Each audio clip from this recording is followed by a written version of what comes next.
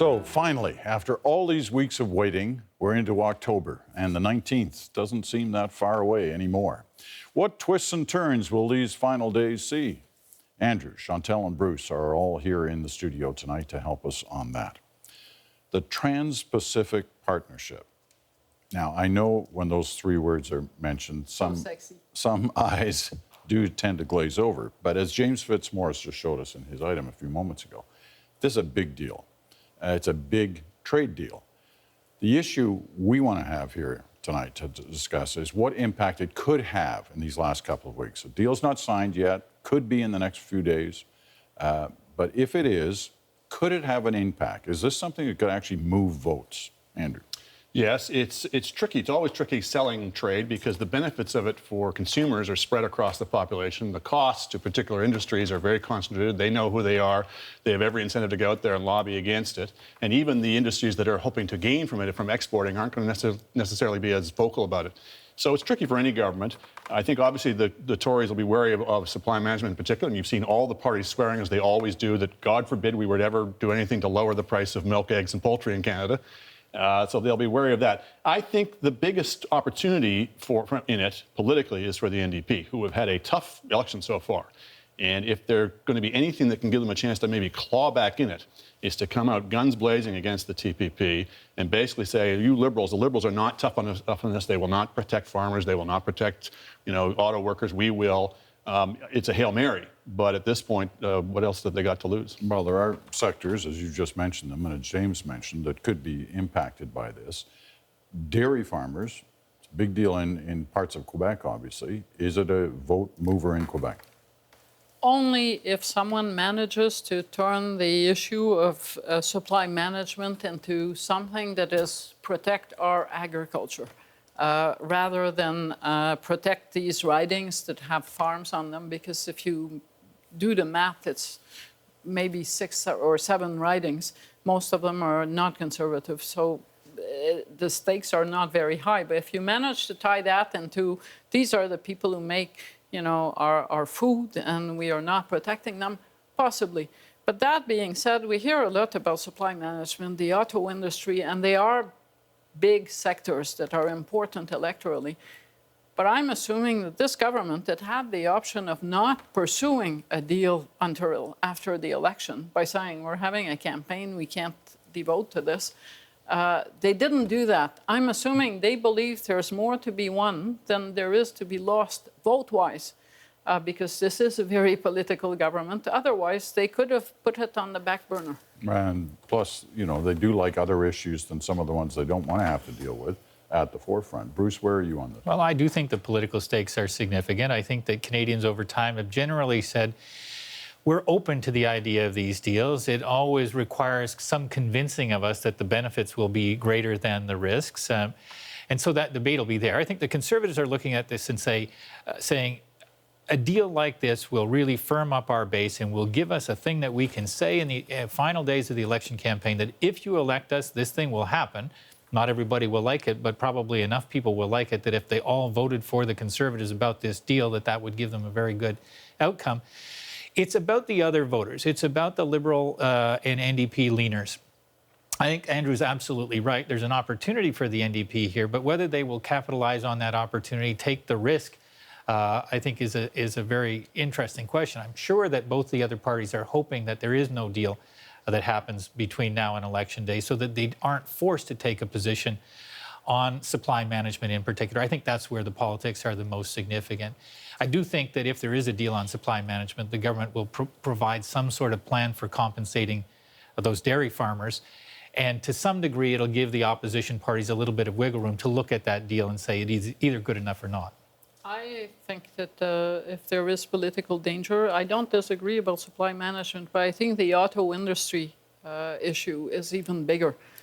If it's not presented the right way, there are a lot more ridings where the auto industry is iconic, and it is an industry that matters to Ontario. There's a not terribly friendly government at Queen's Park for the Conservatives. So I think how that comes out is really important for the Conservatives.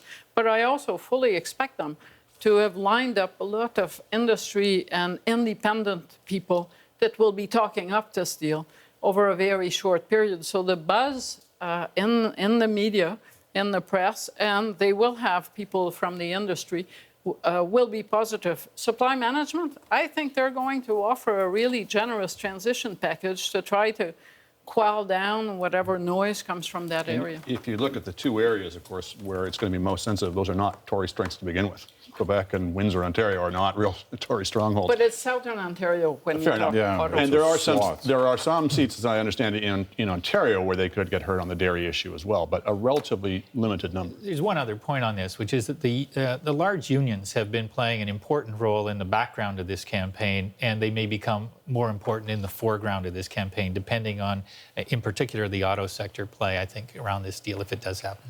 You know, Andrew mentioned and Bruce agreed that this was an opportunity for the NDP, if there is a deal, to, you know, they could stand alone in opposition to this and gain whatever benefit there may be in standing alone in opposition. But we've watched the NDP in this past week. There's been a shift in their strategy, and there seems to have been much more. They're still attacking Stephen Harper, but there seems to be much more attacking of Justin Trudeau. Is this a wise move? Is this a smart move for them? Chantal. Comes across as fighting for number two, to be going after Justin Trudeau at this point. What's happening on the public stage is polls showing that the Conservatives are doing well enough to hope to form a government. At that point, strategic voters are thinking of where they're going to go, and for all of the talk about kneecaps, Quebec, etc., Mr. Mulcair's biggest weakness is Ontario. Unless he can prove that he is actually winning the election outside Quebec, he can't convince Quebecers to stick with him. And attacking Justin Trudeau at a point where people are actually thinking well of Justin Trudeau, I don't think that strategy is going to do very much for them. I think that's more a tactic than a strategy, let's put it that way. I think the NDP, the basic assumptions of their strategy have been exploded. I think they thought that the Liberals were going to drop out pretty early. Remember, at the start of the campaign, the Liberals were way back. Thought they could knock them out fairly early, turn it into a two-horse race with them and the Conservatives. They both thought that. Well, it exactly. Wasn't just the NDP, the Conservatives too. Liberals thought the Conservatives were going to be in third, as indeed they were for a while. So it's all very unpredictable. But I think that was one assumption that didn't turn out so well for them. And the other was that that the Quebec base would be solid. They could build out for that, and particularly on the things like the balanced budget. I think it's a really interesting moment in this campaign, in late August, when the NDP were at their peak in the polls, and on one day, Mulcair comes out and says, I'm going to balance the budget in year one, and the Liberals react immediately and say, we're going to start running deficits, which previously they had not let on.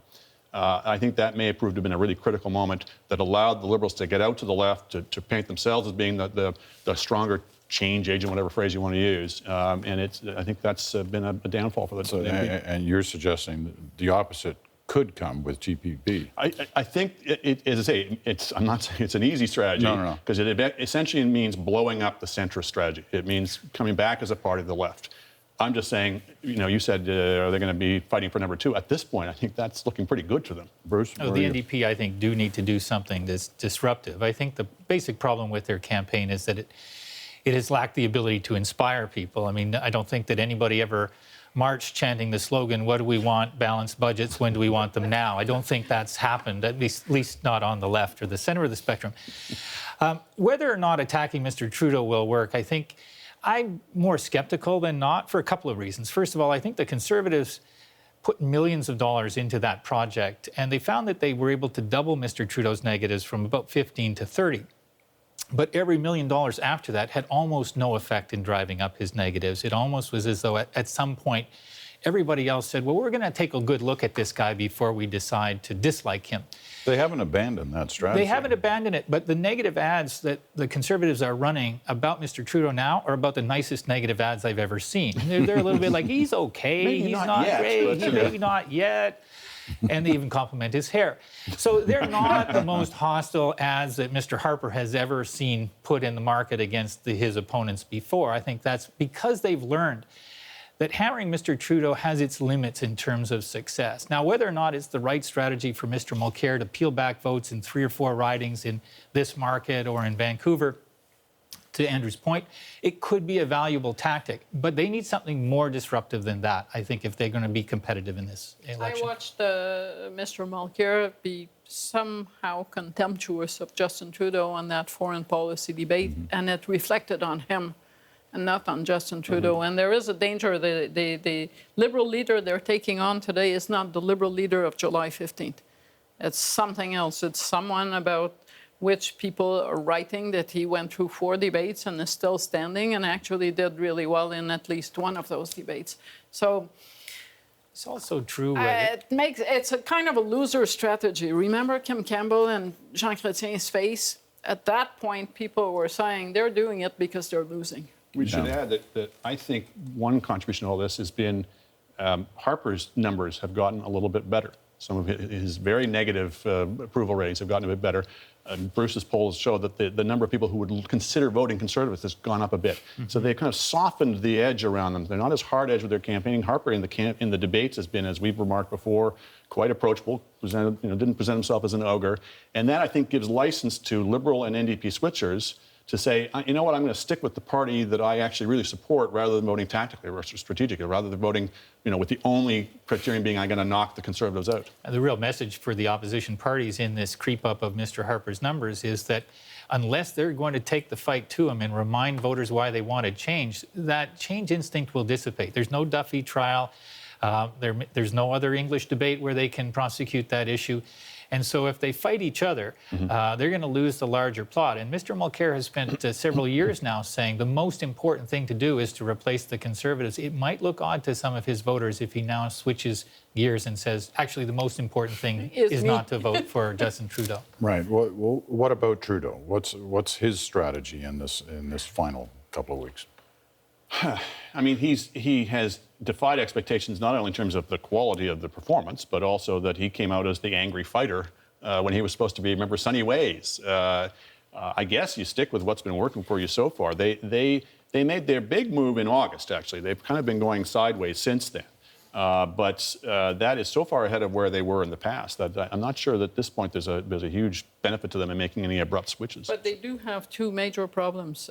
They need to crack the suburban market outside Quebec, and that has not happened yet in this province, but to a lesser degree in British Columbia. And unless that happens, they can't win an election. And they also need to somehow catch a wave in Quebec. Not to sweep the province, but to actually, capitalize on this opportunity of people saying, well, maybe not the NDP, etc. They've taken no hit over the niqab issue in Quebec. Well, waves occasionally happen in Quebec within the last couple of weeks, so we're heading into that debate tomorrow, may make a difference. Bruce, on the Liberals?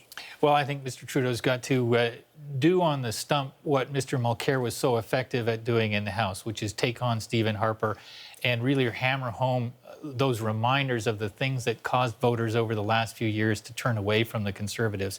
It's a different message in the sense of its emphasis isn't on his platform. It isn't on the tax cuts for the middle class. It isn't on infrastructure. It's got to be, you want to change, remember why. Yeah. And at the same time, he's got to invite soft NDP voters to come with him and force a change in the government on election day. Now that he's ahead in the polls. Mind you, up to a point, that is Mulcair's strategy. He's been saying, as of today, remember why you wanted to change governments. I've watched Michael Ignatieff do it for Jack Layton. You argue the case, someone else gets the vote.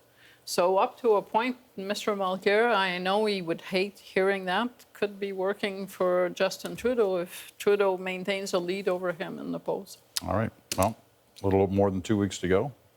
It's going to be an exciting run. All right. Thank you all.